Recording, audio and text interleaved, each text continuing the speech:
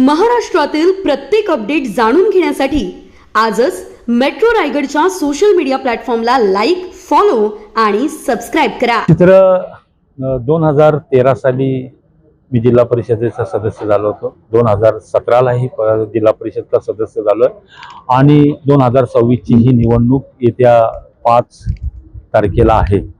आणि सांगायचं तात्पर्य असं की ही जी निवडणूक लढताना ही इथली जनता अगदी बहुमताने निवडून देणारी जनता आहे. कारण 2013 असेल त्यावेळेला ती डेव्हलपमेंट होती, त्या लोकांच्या ज्या काही समस्या होत्या त्याच्यावरती मी प्रामाणिकतेवरती काम करत आलो. तसंच सेम नंतर ओपन तो मतदारसंघ झाला, तिथेही मी पुन्हा एकदा उभा राहिलो.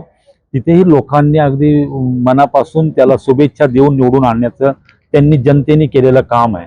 आणि कारण ज्या जिल्हा परिषदेच्या माध्यमातून ज्या काही योजना आहेत किंवा ज्या ज्या मूलभूत सुविधा पाहिजेत त्या मतदारसंघाला ते देण्याचं आजपर्यंत काम करत आलेलो आहोत.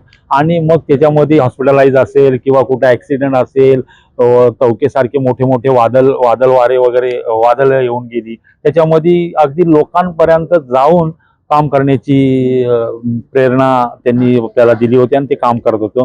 त्याचबरोबर बघितलं आपण की साऱ्यांना माहिती आहे, कारण ज्या वेळेला 19 कोविड म्हणजे कोविड सारखा काळ आला होता, 3 वर्ष आपलं हे पूर्ण राज्यात नव्हतं, देशावरती ती फार मोठी हे आलं होतं, संकट आलं होतं. त्यावेळेला तर ज्या ज्या गोष्टी करायला पाहिजे त्या त्या गोष्टीमध्ये कुठेही जीवाची न पर्वा करताना सर्व माझे सहकारी आणि त्याचबरोबर सर्वांनी घेतलेला परिश्रम, त्यावेळची सगळ्याची जाणीव करून ह्या जिल्हा परिषद मतदारसंघावरती 100% पुन्हा एकदा 2026लाही निवडून देणारच.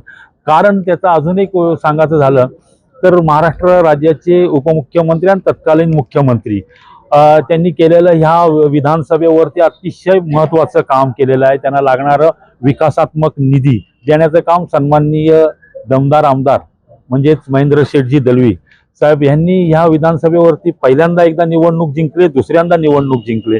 त्याच्यामुळं जनतेचा पूर्ण त्यांच्यावरती विश्वास आहे.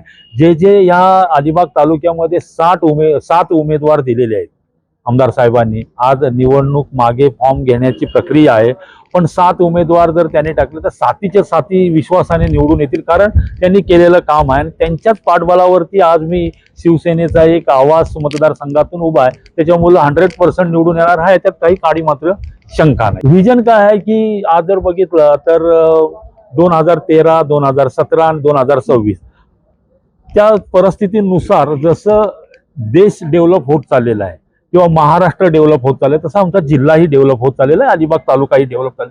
त्या ह्याच्यानुसार जेव्हा जेव्हा मी निवडून आलो त्या व्यवस्थेवरती काम केलं, त्या लोकांना ज्या मूलभूत सुविधा पाहिजे त्या देण्याचं काम केलं. आणि आता 2026 आहे.